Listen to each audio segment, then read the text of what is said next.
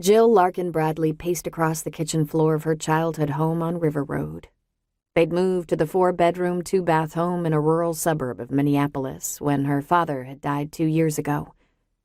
Jill loved the old house with its wooden floors, large airy rooms, and comfortable overstuffed furniture. She was the 3rd generation of Larkins to live in this house, and that gave her a sense of continuity. There were memories here of the happy times when she was a child, of her college years when she'd brought friends home for long weekends, and of the holidays she'd shared with her family. There were sad memories, too, of visiting her mother in those last months, of watching the grief that had settled into permanent lines on her father's face, and of seeing his gradual decline until death had taken him, too, less than a year later.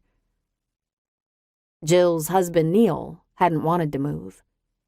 Their single-bedroom, high-rise apartment adjacent to the University of Minnesota campus had been perfect for him. He'd been 2 blocks from his office in the English Literature Building and had walked to work every morning. But Jill's commute had been a killer.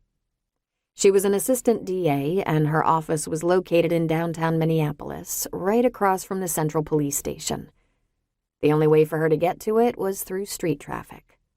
Many mornings it had taken her over an hour to drive to work. Now that they'd moved, they'd both had a 20-minute commute. But the fact that their house on River Road was centrally located for both of them didn't seem to matter to Neil. He hated to be inconvenienced, so he complained constantly about the traffic. Jill sighed as she paced to the counter and then back again. She knew the real reason Neil had resisted their move.